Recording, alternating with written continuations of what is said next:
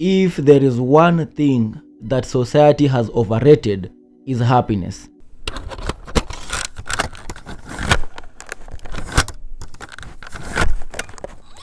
People are born, they grow up, and they chase happiness.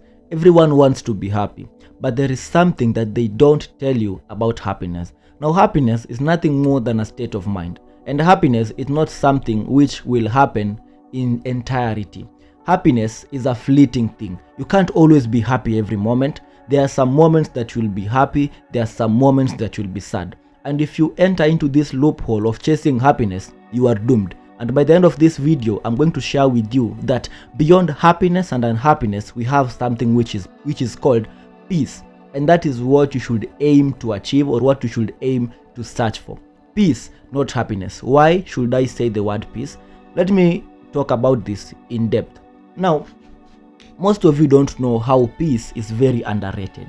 Now, you might be unhappy, but you could be at peace. You might be happy and you are still at peace. So you should never prioritize happiness, rather prioritize peace. Now, peace is whereby you might be going through tribulation, you might be going through hardships, but you are still peaceful within. You are not shaken by these things. You still have this internal equilibrium whereby things seem as if they are collapsing outside, but within you are completely still. And that stillness is what neutralizes the external reality. And that is why I want to teach you how to acquire that peace. You have got to learn how to access that peace which surpasses all understanding. You will face tribulation, but through that peace you will overcome everything. And through that peace you will cultivate health, you will cultivate healing, you will cultivate abundance. Okay? And let's talk about it. So to achieve this level of peace, you've got to practice or learn what we call surrender technique, or the surrender mechanism. So what is the surrender mechanism? The surrender mechanism is whereby you stop resisting what is, or in other words, you completely accept what is. Now, the reason why there is a lot of suffering for many people and pain in this world is because we are always resisting. We are always struggling to fight, to resist what already is. And through that resistance, what happens is you end up having suppressed emotions, you end up suppressing feelings, and you end up being at war with yourself. Why? Because you are trying to change whatever you cannot change. And that resistance, that attachment, is what causes pain and suffering. But peace can only be accessed through surrender, through letting go, through accepting what is, through acceptance. So when you accept what is, you enter into a state of peace. You stop fighting with yourself and you enter into a state which is called equilibrium. So how do you actually surrender? Now, in order for you to practice surrender, you first need to become aware of whatever it is that is depriving you of your peace. This is why the law of awareness is very important in your journey of spirituality, or the pursuit of the ideal self, right? So you've got to learn what awareness is. And without awareness, you are living in a dark world, in a dark room. Think about it this way. You could be having gold. Or let me give you this story that I derived from the book, The Power of Now. Okay? Now, from The Power of Now, there is this story of a beggar who used to sit on a box. And the beggar used to beg. And people used to see the beggar for a long period of time. Years and years and years. And the beggar used to beg people to help him with money, with food, or whatever it is that they could actually provide for him.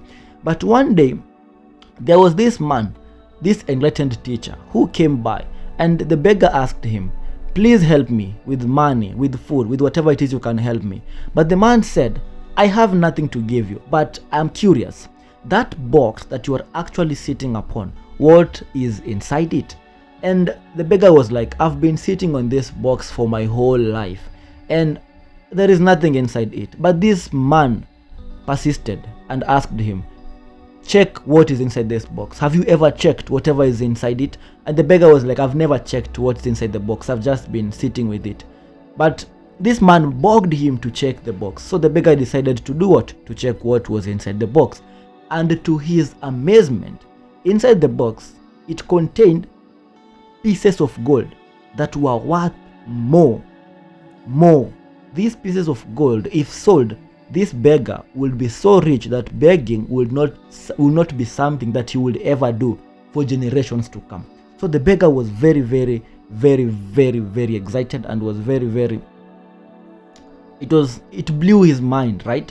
So the moral of this story simply is that now we tend to look without before we look within. And when we look from without, we are actually depriving ourselves of the true power that is actually within us. So true power, true peace comes from within. And when you start being aware, when you simply become aware of whatever is happening within you, then you have the power to change it. So simply, when you practice awareness, you start to realize, you start to see the patterns of your life. You start to see what has been causing pain and suffering. You start to see what has been depriving you of reaching to that next level that you want to accomplish. So when you start to become aware, you start to notice the belief systems, the self-limiting beliefs that you have about yourself and the world. You start to recognize about the internal states of mind, what you normally perceive to be true, your emotional convictions. And these things are the things that are actually depriving you of the peace that you want. So when you become aware of what you are resisting, of what you're not trying to accept, the thing that follows is you do what is called release. So how do you release? You acknowledge its existence, and then you make a conscious effort of releasing it. Then after a while, this thing will still come up again. Acknowledge it. Don't try to suppress the feeling. Let's say it might be the thing that you are resisting might come in the form of a thought. When it comes in the form of a thought, you become aware of it. When you become aware of it, you release it. To release in the form, you accept, you acknowledge it is there, and then you release it. You take it to the background. Then after a while, it will still pop up again. It might pop up in the form of an emotion. When it comes in the form of an emotion, it is very crucial for you to be able to pinpoint where precisely in your body are you actually feeling this emotion. And then you want to inhabit the body, to completely feel that emotion without trying to sustain to repress it. You just feel it deeply. Feel where it is occurring. And most of the time, these emotions happen on the chest area or on the belly.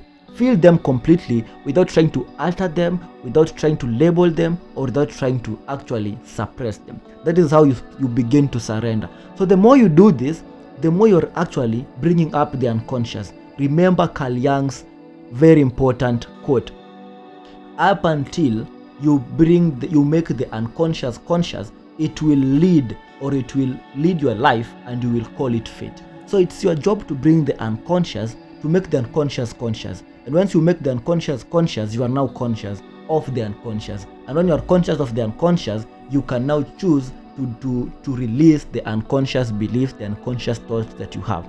So when you now start accepting what is, this simply puts you in the present moment, whereby you are now at peace. And through the present moment, that is why there is that peace that surpasses all understanding.